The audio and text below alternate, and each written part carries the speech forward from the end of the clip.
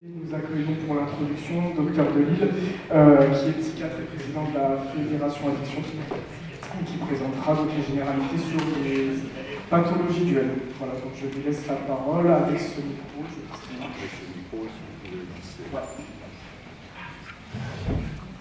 Eh bien, bonjour. Est-ce que ça marche? Ça va bien marcher.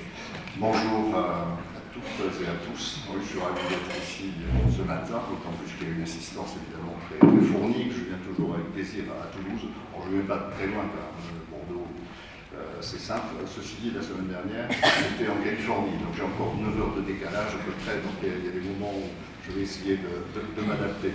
Alors quand Mohamed m'avait fait le plaisir de m'inviter, c'était pour l'intervention que vous verrez tout à l'heure en fin de matinée, sur la thématique stress, trauma, addiction, avec une question qui est très, très émergente actuellement, avec les rapprochements à développer entre les centres régionaux de psychotraumatisme et les XAPA pour essayer de travailler ensemble, puisqu'on se rend bien compte évidemment que les stress post-traumatiques, mais aussi des traumas aigus sont source d'addiction, et qu'à l'inverse, les personnes qui présentent des addictions sont souvent sujettes à des conditions de vie où ils risquent d'être exposés à des situations traumatiques, si bien que c'est vraiment quelque chose à prendre en compte de manière coordonnée.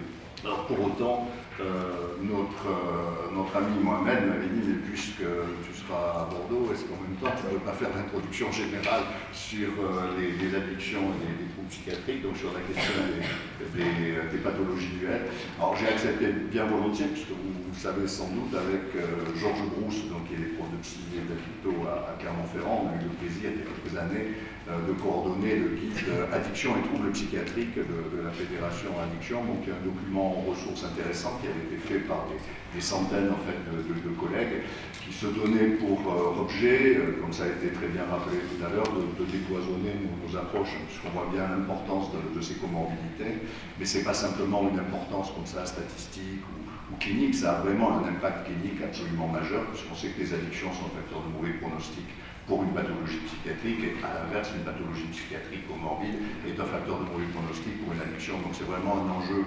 essentiel et central d'arriver à les prendre en compte de manière au moins coordonnée, si possible intégrée, on y reviendra tout à l'heure, sachant que, comme c'était évoqué aussi, on travaille plus ou moins dans des logiques de filière, ce qui fait que parfois on a tendance à privilégier la pathologie de son champ, si j'ose dire, et à ne pas d'avoir les moyens ni de repérer, ni peut-être d'accompagner la pathologie hors champ. Or ça, c'est des choses évidemment qu'il faut arriver à mobiliser. Alors, quelques mots de présentation en ce qui me concerne. Donc, je suis psychiatre spécialisé dans le domaine des addictions de très longue date à Bordeaux, où j'interviens au CUD, qui est un organisme qui gère des XAPA et des CARUD en Nouvelle-Aquitaine. Et par ailleurs, je suis président de la Fédération Addiction, donc, qui regroupe 80% à peu près des XAPA de notre pays et la quasi-totalité des CARUD. Je suis également, je l'ai mis là, président de l'ISPET, qui est l'Institut de santé publique, épidémiologie et développement à l'Université de Bordeaux, où j'intervenais surtout sur les déterminants sociaux en, fait, en pathologie mentale et notamment sur les addictions. Alors c'est un point important que je mentionne au passage, parce qu'un des points que je développerai, c'est sur les mécanismes qui nous permettent de mieux comprendre finalement l'importance des comorbidités entre les troubles mentaux et les addictions. Il y a évidemment des mécanismes d'interaction directe, on y reviendra. Certaines drogues peuvent déclencher des troubles mentaux, ou certains troubles mentaux peuvent amener à l'addiction par recherche d'automédication. Mais il y a un autre facteur à prendre en compte, c'est que souvent les facteurs causaux des troubles mentaux et des addictions sont les mêmes. Le stress, le trauma, l'incurie, les abandons, les placements, etc. Ce qui fait que c'est cet ensemble qui fait que ces comorbidités sont extraordinairement fréquentes en fait, et importantes à prendre en compte. Alors là, les autres petits sigles en bas à gauche, c'est le Centre régional de psychotraumatisme, puisque la présentation que je vais vous mettre maintenant était servie en introduction, disons, dans des travaux de collaboration et de rapprochement entre les XAPA et les centres régionaux de psychotraumatisme, qui eux sont fédérés au plan national par le CN2R, donc le Centre national de ressources et résilience. Alors on va passer à la suivante. Addiction et troubles psychiatriques, la question des pathologies duelles. Alors là, c'est la diapo qui résume tout. Alors le dessin est pas mal, ça a été fait par une usagère de cocaïne qui présentait également quelques troubles de la personnalité dans le carré de Plante Rose à Bordeaux. On lui avait dit, est-ce que vous pourriez nous proposer une illustration sur la question des pathologies duelles psy et addicto, et c'est le dessin qu'elle nous a proposé et qu'on a gardé ensuite dans notre communication. Donc les corrélations, là tout le monde sait qu'il y a d'importantes corrélations. Schématiquement, si vous présentez un trouble mental, vous avez plus de risques de présenter une addiction que si vous ne présentez pas un trouble mental, et vice-versa. Si vous présentez une addiction, vous avez plus de risques de présenter un trouble mental que si vous ne présentez pas une addiction. Ça, c'est admis. Ensuite, la question qui se pose quand il y a des corrélations de cet ordre, c'est d'où viennent-elles? Enfin, qu'est-ce qui peut expliquer qu'il y ait cette force de corrélation importante? Alors, généralement, il peut y avoir des interactions directes causales, c'est-à-dire comme des troubles entraînant l'autre, ça justifie le fait qu'il y ait une forte corrélation. Alors, les premières pistes qui ont été découvertes dans ce domaine-là, c'était avec le modèle de l'intoxication, c'est-à-dire où on se rend compte qu'un certain nombre de produits, de drogues, vont pouvoir déclencher des troubles mentaux aigus et même parfois des troubles chroniques. C'est bien que c'est une première facteur d'explication de ces corrélations. Or, c'est bien connu, par exemple, avec des stimulants, cocaïne, amphétamine, ça peut déclencher des attaques de panique, ça peut déclencher des troubles confusionnels, ça peut déclencher des troubles psychotiques aigus, de la parano, etc. C'est très connu, évidemment, aussi avec des dysleptiques, le LSD, la psilocybine, tout ça, ça peut faire décoller quelqu'un avec des productions psychotiques aigus. On sait aussi maintenant, on en discutera peut-être un peu plus loin, qu'une des problématiques contemporaines, c'est que le cannabis est de plus en plus établi comme étant un facteur causal, ni nécessaire ni suffisant, mais un facteur causal de troubles psychotiques chroniques, pas uniquement de psychose cannabinique aiguë, mais également de schizophrénie. Donc on voit qu'un des éléments qui peut expliquer la surreprésentation des fumeurs de cannabis chez les schizophrènes, c'est pas simplement que les schizophrènes essaient de trouver un produit qui les détendrait, qui les apaiserait, qui soulagerait leurs angoisses, mais c'est aussi parce que le cannabis accroît le risque de développer une schizophrénie quand on a des vulnérabilités en amont. Donc ça, c'était le modèle, disons, toxique, où c'est la drogue en fait qui va créer le problème mental. Alors ensuite, il y a un deuxième modèle qui est beaucoup plus présent dans les représentations des psychiatres, c'est celui que j'avais appris à l'école de psychiatrie, c'est le modèle dit de l'automédication. À ce moment-là, c'est plutôt le trouble mental qui est premier et qui va être facteur causal de la transition de l'usage de produits vers l'addiction. C'est-à-dire quand vous présentez un trouble anxieux, par exemple, ou une phobie sociale, quand vous présentez un épisode dépressif, il y a tout à craindre si vous consommiez déjà à l'occasion de produits. Ça dépend du contexte social, du contexte culturel, l'époque, etc. Ça peut être de l'alcool, ça peut être du cannabis. Il y a tout à craindre que, sachant que ces produits, au moins à court terme, vont avoir un effet d'apaisement, de sédation, vous ayez tendance à augmenter le niveau de consommation par tentative faite d'autorégulation, d'automédication. Donc ça, c'est la vision plus psychiatrique qu'addictologique, où on se rend compte qu'un certain nombre de troubles mentaux, et on y reviendra, sont des facteurs de risque importants pour le passage de l'usage plus ou moins normal, tempéré, etc., à quelque chose qui serait de l'ordre de l'addiction. Et vous comprendrez que le risque sera d'autant plus important que le trouble psychiatrique est chronique. Parce que plus ça dure, plus vous risquez de vous automédiquer durablement et massivement avec le produit, ce qui fait que vous avez d'autant plus de risques, évidemment, de perdre le contrôle. Et là, le piège se referme, si j'ose dire, mais Mohamed m'a demandé de dire quelques mots tout à l'heure sur l'addiction, je vais le faire. C'est que ce qui avait pu, dans un premier temps, procurer un apaisement ou un soulagement, dans un deuxième temps, du fait de la mécanique addictive, de la tolérance, des mécanismes de sevrage, etc., va au contraire être un élément fortement anxiogène. L'addiction, au contraire, déstabilise. Ce qui fait que ce qui, initialement, était perçu comme un apaisement provisoire, a tendance à entretenir et à aggraver le trouble mental initial. Et ça, c'est un élément décisif quand on est dans une pratique psychiatrique, par exemple.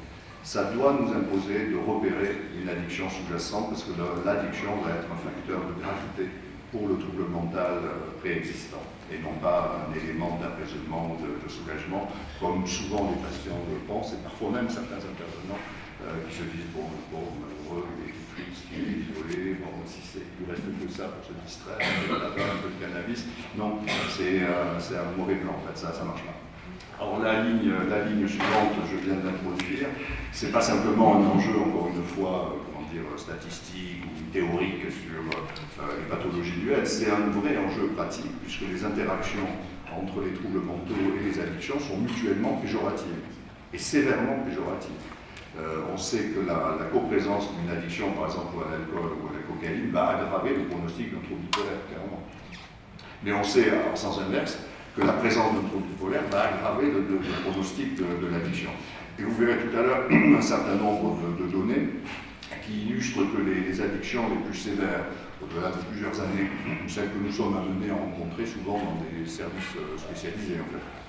C'est-à-dire tous ces addicts qui n'arrivent pas, entre guillemets, à s'en sortir par eux-mêmes dans des délais raisonnables avec l'aide de leur entourage. Ces personnes-là, le facteur prédictif majeur d'une addiction chronique, en fait, c'est la coprésence de troubles mentaux.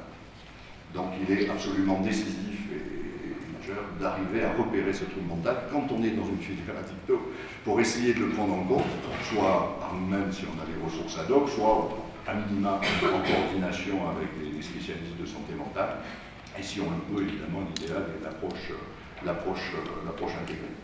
Alors tout ceci introduit, je pense, la discussion, et tout à l'heure je vous disais qu'il y a un autre élément à prendre en compte pour expliquer des corrélations.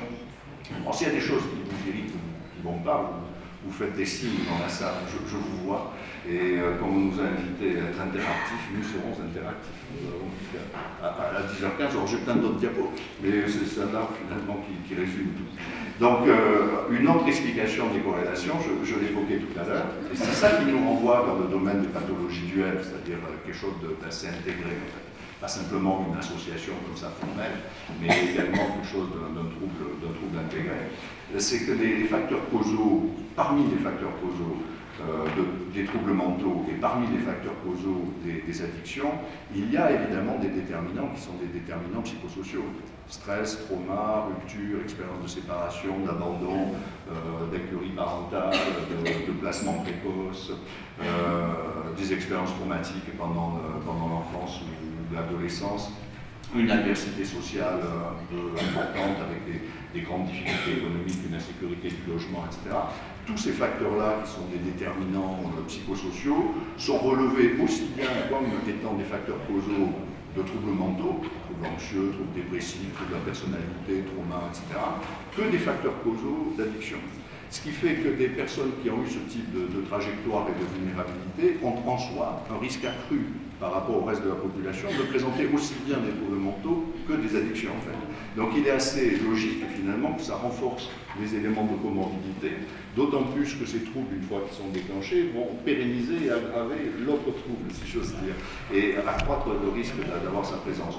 Donc c'est l'ensemble de ces facteurs qui sans doute peut rendre compte de l'importance statistique des comorbidités au travers de ces causalités communes, et donc ça nous incite à promouvoir des approches de repérage et d'accompagnement qui soient au moins combinées et au mieux intégrées. Alors je pourrais m'arrêter là, mais comme il y a quand même quelques autres diapos, je vais vous les montrer. Il nous reste une demi-heure, tout ça, donc c'est grave. Excusez-moi. Oui. Qui fait ce repérage du coup? Est-ce que c'est vous, quand lors d'une consultation addicto, vous faites le repérage et vous l'envoyez?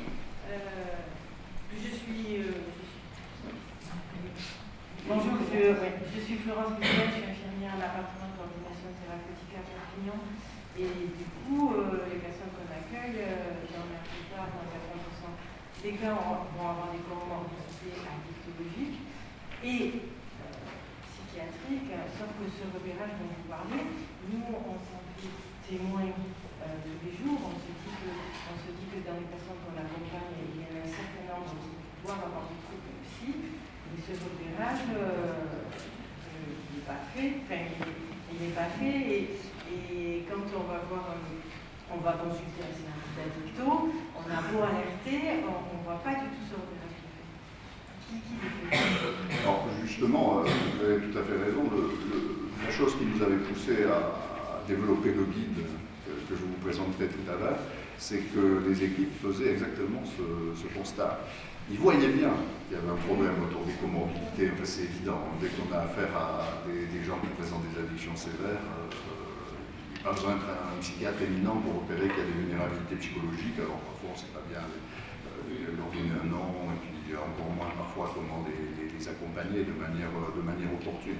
Mais c'est exactement ce constat qui a été à la base du guide. Alors moi j'ai la chance insigne de travailler dans une institution, le CNUD à Bordeaux, où il y a présence dans les murs de psychiatres comme moi. Et je ne suis pas le seul, il y en a d'autres. Donc si j'ose dire, on avait les ressources internes, non seulement pour prendre en compte les pathologies psychiatriques associées, mais pour faciliter aussi la formation des collègues avec lesquels on travaille, travailleurs sociaux, psychos, etc., au travers tout simplement des réunions d'équipe quand ils présentent des situations, etc., pour faire une acculturation en fait, psychiatrique, de telle façon que c'est ce qu'on développe aussi avec l'approche premier secours en santé mentale et PSSM, etc. Je suis membre du conseil scientifique du PSSM, c'est-à-dire donner à tout intervenant le minimum vital, disons, de savoir psychiatrique, genre les livres jaunes, la psychiatrie, non pas pour les nuls, ce serait blessant, mais pour les gens qui ne sont pas spécialisés, de telle façon qu'il y ait des capacités, en tout cas, de repérage, sans aller jusqu'à un diagnostic précis, mais enfin de repérage d'un trouble qui nécessiterait un accompagnement. Charge ensuite, c'est là où les choses se compliquent parfois, de trouver des ressources humaines qui vont pouvoir proposer un accompagnement, que ce soit en intra comme nous, ça c'est bien, c'est pas le cas dans nos antennes, par exemple. Dans des antennes de ville moyenne, on n'a pas de psychiatre, mais de telle façon qu'on puisse arriver à rentrer en contact avec les services de psychiatrie de proximité pour arriver à travailler de façon décloisonnée. Mais donc un des enjeux essentiels, et j'y reviendrai tout à l'heure sur l'aspect, la deuxième intervention sur l'aspect psychotrauma et addiction, c'est les formations croisées. Typiquement. Le risque de l'addicto, quand le décret est sorti en 2007, moi j'étais pré-addicto, si j'ose dire. Je travaillais au CUD depuis 1986, vous voyez, c'était la préhistoire, donc on était nombreux à parler des centres de soins, on a parlé de l'arrivée héroïque de la substitution, etc. On a connu toutes ces époques-là.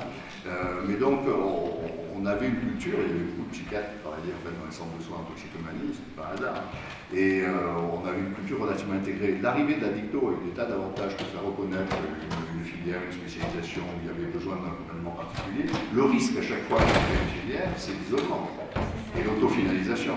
Ce qui fait qu'actuellement, notre volonté, c'est d'arriver à faire en sorte que surtout l'addicto reste quelque chose de transdisciplinaire et d'ouvert et d'horizontal et ne devienne pas une surspécialité repliée sur elle-même dans quelques services de niveau 3. Parce qu'à ce moment-là, ça fonctionnerait pas. Donc l'enjeu est vraiment de répondre à ce type de besoin. Ensuite, c'est territoire par territoire et qui faut réfléchir, mais c'est évidemment un élément crucial, en tout cas, d'améliorer le niveau de formation, et y compris pour les acteurs de santé mentale, leur formation en addicto. Parce que là aussi, c'est quelque chose qui est souvent dans plein service négligé. J'ai travaillé à l'hôpital psychiatrique, alors pas ici, mais à Champerens, à Bordeaux. Les questions de tabac, d'alcool, tout ça, c'était pour nous, c'était totalement secondaire. Le tabac, a fortiori, alors que les malades mentaux mentales meurent à cause du tabac. C'est la cause de mortalité numéro 1 qui explique la mentalité précoce des patients souffrant de troubles psychiatriques caractérisés. Clairement, c'est le tabagisme. Je ne sais pas si... Il y a d'autres questions? Alors, on va continuer. Je cherche là. Alors, l'addiction, un bref rappel. Ça, c'est pour vous dire que c'est très grave. Le cumul addiction et trouble mental, vu par l'OMS, c'est la première cause de handicap au monde. Toutes sortes un quart à peu près des handicaps, parce que ce sont des troubles chroniques qui sont associés et qui commencent tôt. Donc c'est vie entière pratiquement, donc ça a un impact absolument majeur. Donc c'est vraiment un enjeu, alors ça c'est le côté santé publique, c'est vraiment un enjeu tout à fait essentiel de s'y confronter, enfin, de prendre en compte cette problématique. Alors là je fais un petit détour, mais on me demandait un résumé sur les addictions, alors je commence très loin. Un des trucs qui nous avait intéressé, vous savez sans doute que les addictions portent sur la perte de contrôle en fait, d'une circuiterie neuronale particulière, qui est les circuits de récompense, les circuits de plaisir. Et une question liée à la dopamine, Et une question intéressante, c'est de savoir quand apparaissent ces circuits dans l'histoire des espèces. Et alors, ce qui est passionnant, c'est qu'ils apparaissent dès les premiers petits animaux mobiles, en l'occurrence des vermisseaux. Vous voyez, c'est un cousin quand même extrêmement lointain. Ça, c'est une Horaptitis de quelques millimètres, il y en a partout ici, hein, dans le parc, et ça grouille. Et c'est des petits vermisseaux où on voit une première structure neuronale, dopamine, etc. Et qui a un effet intéressant. Vous savez que la dopamine a à voir avec la motricité, Parkinson, machin. Et en l'occurrence, quand le petit vermisseau traverse un espace qui est riche en nutriments, et donc qui est bénéfique pour sa survie à lui, pour son alimentation et pour la survie de son espèce, il va y avoir une activation des circuits dopaminergiques. Et les circuits dopaminergiques vont faire que le petit vermisseau va se mettre à tourbillonner sur place, donc à rester plus longtemps dans cet espace riche en nutriments. Donc c'est bien pour lui. Ce qui fait que le lointain ancêtre, si j'ose dire, des circuits de la récompense a été mis en place pour renforcer des comportements qui étaient utiles pour la survie de l'espèce. Alors il y a 3 comportements utiles de ce point de vue-là, jusqu'au reptile, moi. C'est l'alimentation, la boisson et la reproduction. C'est les 3 sources de ce qu'on appellerait maintenant le plaisir. Alors tout ça, c'est très bien. Ces circuits donc, sont des circuits extrêmement anciens, extrêmement robustes, dans un cerveau profond à la base de notre cerveau. Ils ont une utilité évolutive majeure. Grâce à eux, on est devenu ce que nous sommes.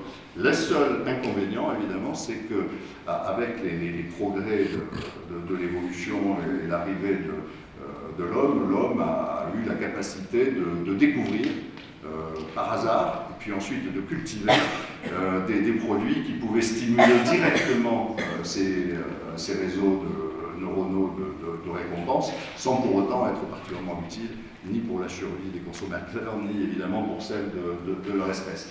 Mais avec une puissance telle de stimulation que ça se fait au détriment des renforceurs de base. Ce qui fait qu'on se rend compte que quelqu'un qui a un très haut niveau de dépendance va arriver même à se désintéresser des renforceurs naturels, qui sont la sexualité, l'alimentation, etc. Vous avez des gens qui sont complètement pris en fait, dans leurs produits et qui négligent absolument toutes les autres activités. Donc c'est intéressant à voir parce que ce sont des sources, enfin des réseaux neuronaux extrêmement archaïques, extrêmement profonds, par essence inconscients. C'est vraiment très sous-frontal. Ce qui veut dire qu'une fois qu'ils sont déréglés, ces circuits qui sont des organisateurs majeurs comportementaux, c'est très difficile à remettre en place par des contrôles de volonté, des choses comme ça, parce que vraiment on est confronté à quelque chose d'absolument redoutable. On met mettre en neurobiologie, bon je passe. Là ensuite, deuxième diapo sur l'addiction en 2 diapos. C'est en haut à gauche, vous voyez ce qui se passe après une stimulation aiguë, c'est-à-dire au moment où vous consommez un produit qui va venir stimuler vos circuits de récompense. À ce moment-là, vous éprouvez une sensation de plaisir, que ça soit après un verre de ce qu'on boit ici, du fronton, un verre de fronton, je ne sais pas, non, bon, une cigarette, du cannabis, enfin peu importe. Là, c'est plutôt l'héroïne. Vous avez à ce moment-là une montée euphorique avec l'humeur qui s'améliore. Et physiologiquement, à ce moment-là, il va y avoir des contre-effets, ce qu'on appelle les mécanismes opposants, ça c'est la physiologie, qui fait que vous savez que l'organisme a toujours une recherche d'homéostasie, donc il va vouloir revenir à la base, ce qui fait qu'il va activer d'autres récepteurs, là c'est les récepteurs kappa, opioïdes, peu importe, qui vont faire redescendre, et puis au bout d'un moment ça redescend un peu trop, donc ils arrêtent de stimuler le kappa de façon qu'on vienne à la normale. Donc là c'est ce qui se passe quand vous avez eu une consommation par exemple d'alcool un peu excessive, ensuite vous avez un passage de mood, d'anédonie, de perte d'entrain, des choses comme ça, bon ça c'est normal, c'est naturel. Ça c'est l'usage aigu. En revanche, à droite, si vous commencez à répéter les consommations, de manière plus ou moins rapprochée, à ce moment-là, du fait des mécanismes de tolérance, vous allez avoir un émoussement progressif de la récompense, vous allez être de moins en moins gratifié. Si vous buvez jamais, un fond de flûte de champagne va vous déclencher une petite ivresse légère. Si vous buvez tous les jours, pour arriver à une ivresse légère, il faudra sérieusement augmenter les doses. C'est vrai pour les opiacés, c'est vrai pour la cocaïne, c'est vrai pour beaucoup de produits. Donc l'exposition répétée entraîne par des mécanismes de tolérance une diminution en fait, de la récompense, enfin du plaisir. En revanche, ça se paye d'une descente qui, elle, va devenir de plus en plus profonde. Et plus on est accro, plus les périodes de sevrage vont être difficiles. Ça ne sera pas simplement un petit mal de tête, ça va être des symptômes divers et variés, mais enfin plus ou moins pénibles. Et en bas, vous avez la vie d'un addict. Alors c'est quelques années qui sont compactées en quelques diapos. Au début, il y a effectivement souvent une recherche de plaisir ou en tout cas d'apaisement par rapport à une tension intérieure. Mais ce que je vous disais tout à l'heure, c'est que c'est évidemment une illusion et le piège se referme. C'est-à-dire que tendanciellement, si la chose que vous essayez de compenser, le plaisir que vous recherchez, vous amène à répéter de manière très, très rapprochée et chronique ces expériences, en fait, vous allez en tirer de moins en moins de plaisir, à vrai dire. Souvent, quelqu'un qui est très dépendant, la consommation l'aidera à être à peu près à flot, c'est-à-dire à ne pas être en manque, point à la ligne. En revanche, ça va se payer de syndrome de manque de plus en plus sévère, de plus en plus durable, voire chronique. Ce qui fait que ce qui, au début, était de l'ordre d'un apaisement ou d'un plaisir, à terme, va être au contraire quelque chose de l'ordre d'une souffrance accrue. C'est pour ça que c'est un très mauvais plan pour quelqu'un qui a un trouble mental et qui fait de l'automédication. C'est-à-dire l'apaisement initial, durable, enfin, va rester fugace et va se payer à moyen terme ou à long terme, au contraire, par une aggravation du niveau de stress, des états affectifs négatifs qui, secondairement, vont aggraver en fait, son trouble mental. C'est pour ça que c'est vraiment quelque chose à avoir à l'esprit, et c'est tout à fait important de pouvoir partager cette opinion-là avec des usagers, parce qu'eux-mêmes ont plutôt le souvenir du moment où le produit les avait aidés, ce qui fait qu'ils ont de la peine à changer une mauvaise solution en fait. Et souvent ils vont s'enfermer au contraire dans une crise répétée, parce que à court terme ça apaise le sevrage, l'état de manque, et donc ça va leur donner l'impression qu'effectivement ils sont un petit peu moins mal quand ils viennent de consommer. Alors en termes cognitifs, ça signifie ce passage. Quand vous êtes à gauche, c'est du renforcement positif. Vous faites quelque chose pour éprouver un plaisir ou un apaisement. Et à droite, c'est du renforcement négatif, c'est-à-dire vous faites quelque chose pour atténuer une souffrance. Et qui, en l'occurrence, c'est la plaie en fait, du sevrage et du manque.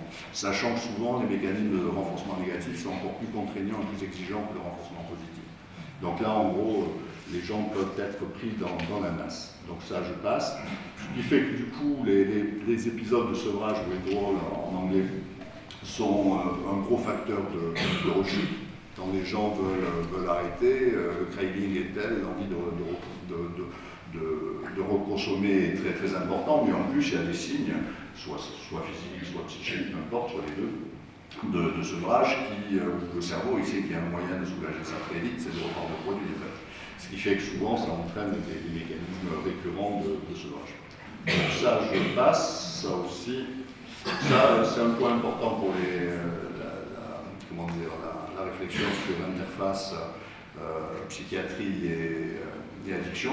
C'est qu'on se rend compte que si les structures cérébrales qui sont mobilisées au départ des consommations, celle que vous voyez en bas à gauche, c'est le nucleus accumbens, donc c'est ce qu'on dit, c'est vraiment des noyaux de la base, à la base venant du cerveau, juste au-dessus du cervelet. C'est des trucs qu'on retrouve chez nos vermisseaux. Ils ont 150 neurones à peu près, un peu moins que nous, mais ils ont déjà ces structures-là.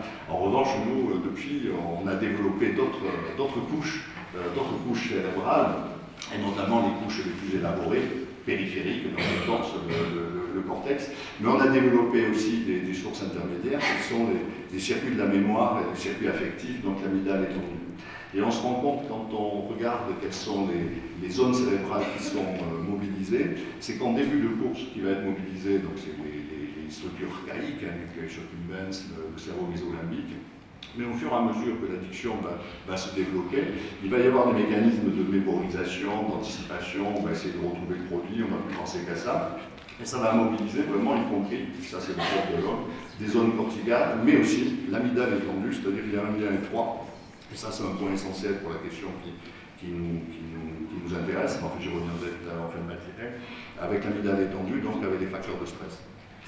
En gros, plus vous êtes stressé, plus vous êtes à risque de perdre le contrôle par rapport au produit et à devenir addict, mais plus vous êtes addict, plus ça va vous stresser, du fait des états affectifs négatifs. Ce qui fait que c'est vraiment la clé finalement de la spirale addictive, où il y a cette espèce de duo infernal entre le stress et l'addiction à la récompense. Alors ça, c'est les deux faces de Janus de notre ami George Kugel, qui est le directeur général du NIH, donc l'Institut national américain de lutte contre l'alcool, mais qui a été formé à Bordeaux. Donc, à l'école de neurobiologie avec le moine, et qui avait mis ça sous cette forme-là. C'est-à-dire, plus vous êtes stressé, plus vous êtes mal dans la peau, plus vous êtes confronté à des difficultés professionnelles, à l'adversité sociale, tout ça va pas, plus vous êtes à risque d'utiliser des produits qui vont stimuler vos circuits de récompense, qui vont vous apaiser, qui vont vous permettre de passer un moment, mais plus vous stimulez ces circuits de récompense de manière chronique, plus à cause des mécanismes d'adaptation, vous allez accroître et intensifier le fond de stress. Et du coup, là, vous avez vraiment la spirale infernale bien connue. Ça je passe.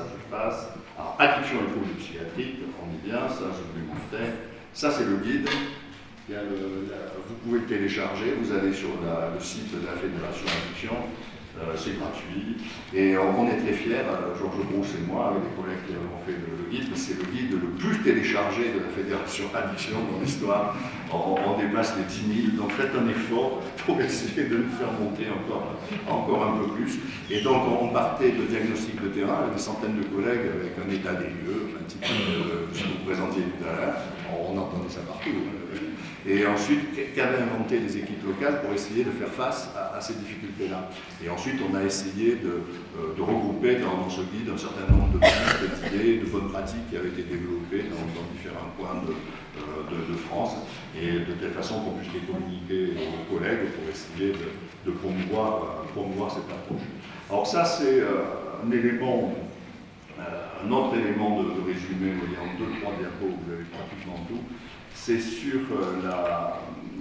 un modèle de compréhension de la co-occurrence, donc de la comorbidité, entre des troubles addictifs et le stress chronique.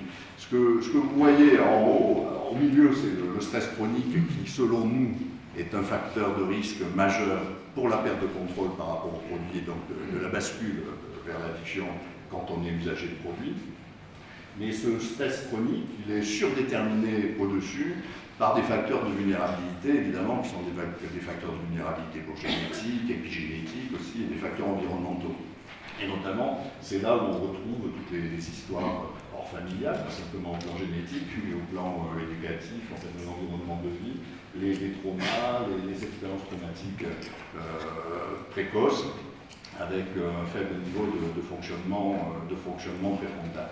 Quand vous avez ce type de vulnérabilité, en gros, vous allez avoir un degré d'impulsivité qui va être un peu supérieur à celui du commun des mortels. Quand vous vivez dans des situations extrêmement stressantes, vous êtes toujours un peu aux aguets, hyper réactif, quand la vie est difficile, imprévisible, vous ne savez pas ce qui va se passer ce soir quand papa va rentrer, s'il est bourré, s'il va devenir méchant, si au contraire il va dormir et que vous allez pouvoir faire ce que vous voulez, si vous ne savez pas si le lendemain vous allez toujours être à la maison, si une nouvelle fois on va devoir déménager en catastrophe. Donc tout ceci crée une insécurité au niveau des bases d'attachement qui, en termes comportementaux, se traduisent par une impulsivité et une difficulté à contrôler son besoin ou son envie du moment en fonction des risques auxquels ça exposerait.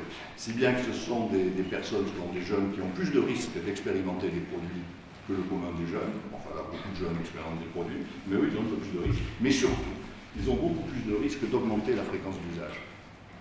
Parce que le stress, à partir du moment où il devient chronique, c'est tous les jours. C'est pas un moment où on s'est engueulé avec un collègue et puis le soir on prend un verre pour faire baisser la pression. C'est quelque chose qui va être tout le temps. Ce qui fait qu'il est à risque à ce moment-là que la tentative d'autorégulation, ce ne soit pas un soir en passant ou un week-end, mais ce soit tendanciellement tous les jours. Et à ce moment-là, c'est des facteurs de vulnérabilité qui accroissent la fréquence de l'usage. Qui dit accroissement de l'usage en bas à droite, c'est des réactions homéostatiques avec des mécanismes opposants, etc. Ce qui fait que vous allez avoir des neuroadaptations qui vont entraîner une plus grande tolérance à ce type de produits, d'une part, mais d'autre part aussi une aggravation de l'état de stress. Ce qui fait que c'est typiquement ce que vous voyez là, avec une activation pour les médecins de l'axe HPA, donc l'hypothalamo-hypophyso-surrénalien, donc l'axe du stress, du cortisol, qui fait que vous allez augmenter votre niveau de stress. Alors tout ceci, c'est élaboré en clinique humaine, ça a été parfaitement étudié sur des modèles expérimentaux. À Bordeaux, nos amis Coub et Leroy faisaient beaucoup de modèles animaux avec des rongeurs, des rats. Vous mettez un rat dans un environnement dit enrichi. Donc il a des jouets, il est bien nourri, il est tranquille, il a des copains, etc., vous l'exposez à de la cocaïne ou tout comme ça, il n'y a qu'une faible minorité de ces rats qui vont s'attaquer. Très peu, très peu.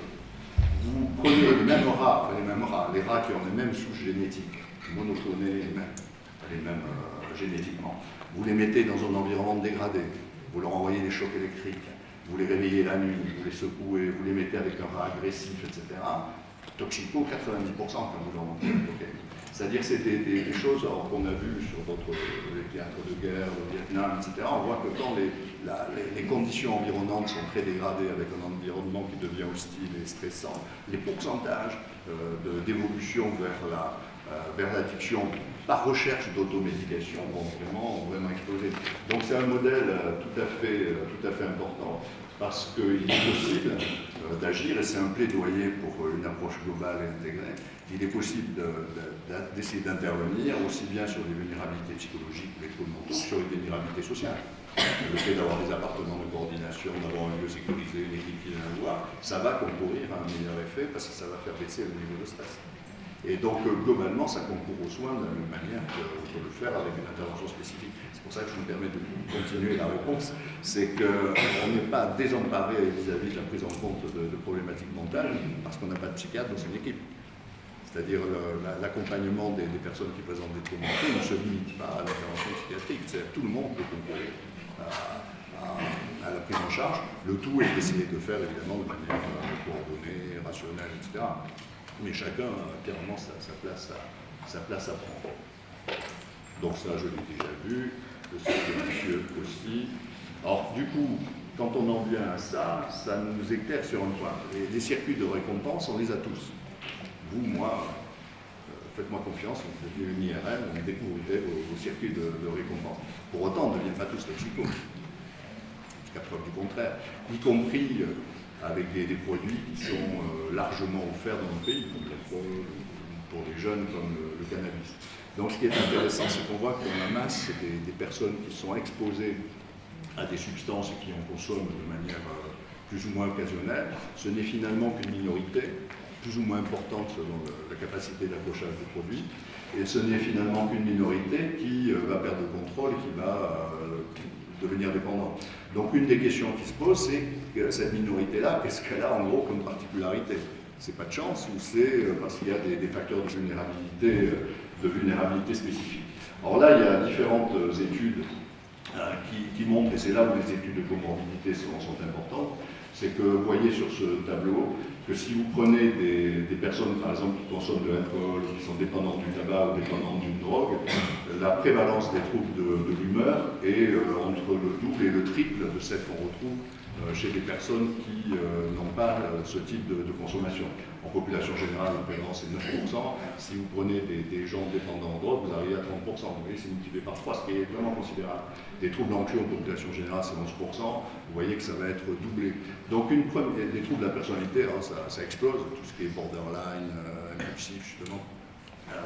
En population générale, c'est une population assez minoritaire. En population clinique dépendante, c'est des pourcentages très importants.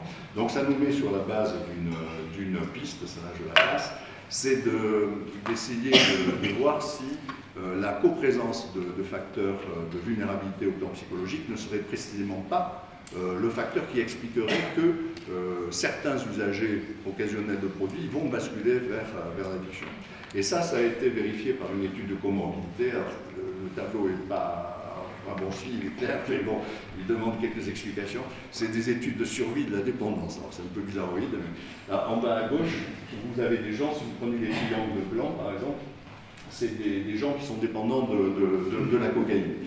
Donc, ce que vous allez voir monter, c'est des taux de rémission au fil du temps.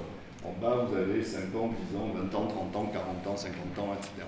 Donc au départ, c'est 100%, vous étudiez une population de gens qui sont dépendants de la cocaïne. C'est 100% de ces personnes qui sont dépendantes de la cocaïne. Vous les revoyez 5 ans après, il y en a à peu près 30-40% qui sont entrés en rémission.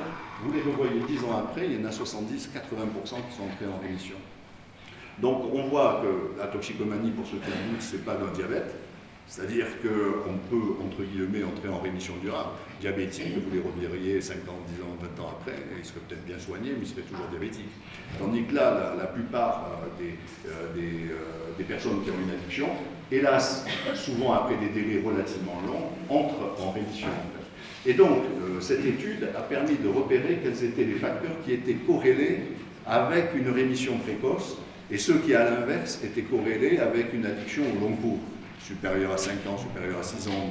Nos patients en clair en ça part. Et alors que c'est ça, je laisserai les diapos à notre ami pour que vous puissiez le regarder à la loupe chez vous. En gros, les facteurs qui sont corrélés, c'est des études qui sont faites par vagues sur 40 000 personnes aux États-Unis, donc c'est une puissance statistique énorme. Ceux qui sont corrélés avec le passage d'un usage normé, contrôlé, à une addiction, c'est les facteurs que vous voyez en rouge en haut à gauche, c'est vulnérabilité sociale, histoire familiale, problèmes relationnels, faible niveau scolaire, abandon, violence, trauma infantile, et troubles psychiatriques, c'est troubles de la personnalité, typiquement borderline, anxiété de séparation, ce genre de choses, et troubles anxieux et troubles dépressifs. C'est-à-dire que ça illustre que si on est du point de vue addicto, ce qui est un peu le mien, l'une des dimensions essentielles à prendre en compte pour accompagner nos patients, c'est le repérage et c'est l'accompagnement des troubles psy associés et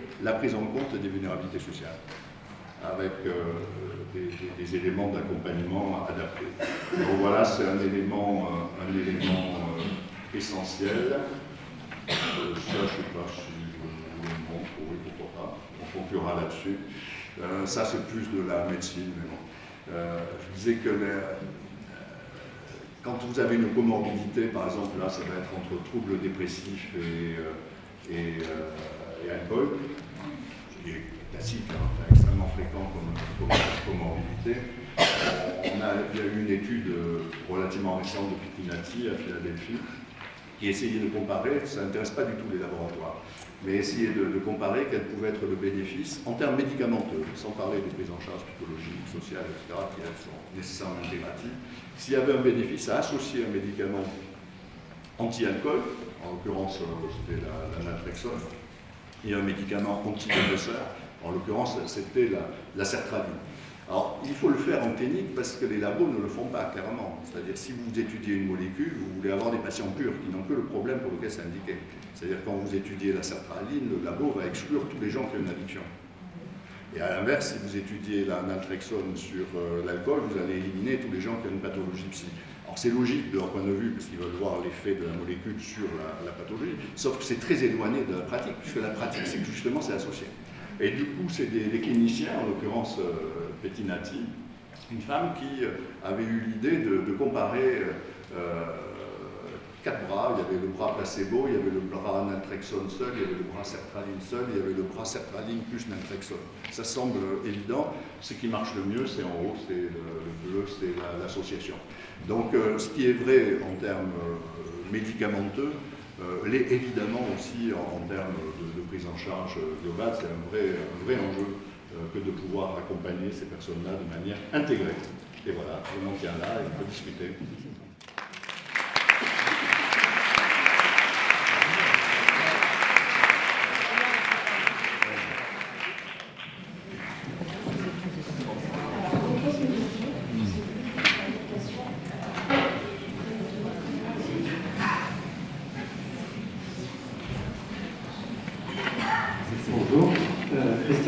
Médecin qui s'appelle Caru de Carcassonne et Lille.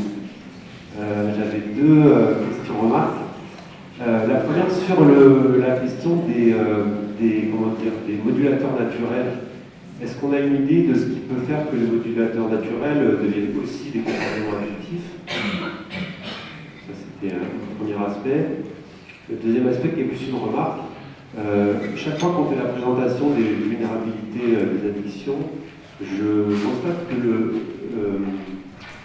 le stress, finalement, est quelque chose d'hétérogène.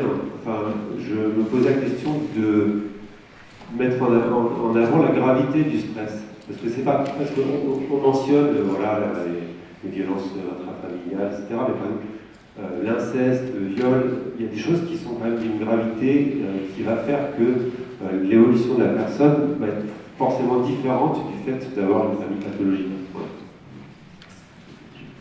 Merci. Alors oui, les modulateurs naturels, par exemple la nourriture, le sucré, le salé et le gras, nos neurones de la récompense ont appris de longue date à apprécier ces substances-là. Il est intéressant de savoir que maintenant il y a beaucoup de progrès qui sont faits en psychologie évolutionniste en fait. Et on se rend compte que notre cerveau à nous, notre cerveau contemporain à peu près, il s'est stabilisé en gros à l'époque des chasseurs-cueilleurs, donc des hommes préhistoriques qui couraient soit dans les savanes, soit dans les forêts pour essayer de chasser des animaux. Ce qui veut dire que notre cerveau est arrivé à un degré d'évolution qui était adapté à une situation environnementale particulière où il y avait une relative insécurité et instabilité quant aux ressources alimentaires. Et donc, on s'est adapté, et en l'occurrence, nos circuits de renforcement, comme toujours, sont des circuits adaptatifs majeurs, et ils nous ont appris à apprécier le sucre pour l'énergie rapide, et à apprécier le gras pour le stockage, en fait, pour le stockage énergétique. Alors la difficulté, c'est qu'on a toujours le même cerveau, mais l'environnement a changé. Parce que maintenant, il y a McDo, je pense qu'il y a un peu d'entre vous qui vont sortir à la chasse tout à l'heure pour essayer de tuer, je sais pas, un chevreuil pour le manger à peine cuit. Bon, je pense pas. Et donc, on a un décalage, ce qu'on appelle un gap entre un héritage évolutionniste lié à un contexte environnemental spécifique et un environnement qui a totalement changé. Ce qui fait qu'il y a une bascule du côté de l'offre, avec évidemment des industriels qui sont très compétents en neurobiologie et donc qui vont fabriquer des produits qui sont sucrés, salés et gras, comme les autres. Et là, vous mettez en face des brocolis, le match va être moyen. Et c'est là où, par contre, on en revient au deuxième point, tout dépend des facteurs de vulnérabilité. En fait. Parce que nous, nos systèmes de régulation font que, généralement, enfin, vous le savez, on va avoir des mécanismes de satiété qui vont se mettre en place. C'est-à-dire là où on est à Job, je pense, je ne sais pas si parmi vous il y a des amateurs de foie gras, on vous parle de foie gras, on vous en montre, certains d'entre vous vont commencer à saliver. En revanche, si on vous donne 15 tranches de foie gras à midi et qu'on vous en remonte après, vous allez vomir quasiment. C'est-à-dire il y a des mécanismes de régulation qu'on a montré tout à l'heure d'ailleurs, qui sont ces mécanismes de retour à la normale. Alors qu'est-ce qui les dérègle? Toujours pareil, le stress. C'est-à-dire si on prend par exemple les problèmes d'hyperphagie avec prise de poids massive, on se rend compte par exemple qu'il y a un gradient social évident, encore pire que pour le tabac pratiquement. C'est un marqueur social actuellement. Au 19e siècle, c'était les bourgeois qui étaient ronds et les ouvriers qui étaient minces. Actuellement, c'est l'inverse, clairement. C'est-à-dire on est entré dans une période où des mécanismes d'adversité sociale, des mécanismes d'impulsivité, de recherche immédiate de satisfaction, etc., vont faire que des jeunes vont se tourner plus rapidement vers des écrans et vers du McDo et du canapé que vers de la course à pied et la lecture de Proust. Et donc si on arrive dans des contextes de vulnérabilité de cet ordre, on peut penser que le modèle que j'évoquais tout à l'heure s'applique assez bien à ces problèmes de comportement alimentaire. Alors, pas tellement côté anorexie, c'est autre chose, mais côté ce qu'on évoquait, perte de contrôle par rapport des renforceurs naturels, avec une recherche de satisfaction immédiate, d'apaisement. Et plus vous êtes stressé, plus vous aurez besoin de le faire, plus vous êtes en difficulté scolaire, plus vous êtes en échec, plus vous risquez vous enfermer là-dedans. Ensuite, secondairement, vous aurez une mauvaise image de vous, vous aurez un peu honte par il y a des copains qui vont se moquer de vous, donc les histoires de harcèlement ou de critiques externes vont venir renforcer votre niveau de stress, etc. Donc là, vraiment, ça demande, pareil, des prises en compte extrêmement précoces, parce que clairement, en termes de santé, c'est une catastrophe. C'est-à-dire, on le voit avec les États-Unis, des choses qui se prédéterminent quand on a 3, 4, 5 ans en termes de mauvaise alimentation, en partie lié aussi à des difficultés de disponibilité affective de la part de parents, notamment de parents isolés, va se payer ensuite par un surpoids durable, des risques de diabète, d'hypertension, etc., et de mortalité précoce. Or, sur l'autre point, sur le stress, oui, là, ce qui a été très bien identifié, c'est des traumas sévères, donc des traumas aigus avec des épisodes de stress post-traumatique et le lien avec le risque accru de présenter une addiction. C'est ce qu'on voyait en psychiatrie militaire, notamment, mais enfin bon, c'est très bien établi. Là où je vous suis, je pense, c'est que justement en psychiatrie militaire, il y a longtemps, je vous montrerai ça peut-être en fin de matinée, il y a une spécialiste des traumas sur les théâtres de guerre qui avait montré qu'il y avait des complications psychiatriques et addictologiques aussi complexes finalement chez des gens qui n'avaient pas subi une agression majeure, ils n'avaient pas été en danger de mort, ils n'avaient pas sauté sur une mine, ils n'avaient pas vécu des horreurs, ils n'avaient pas été, mais qui avaient été capturés par exemple. Donc ils vivaient dans un milieu appauvri. Vous vous souvenez ce que je disais sur les rongeurs, mais les hommes, pour ça, c'est pareil. Donc au quotidien, ils avaient une certaine somme d'insécurité, sans nécessairement être maltraités.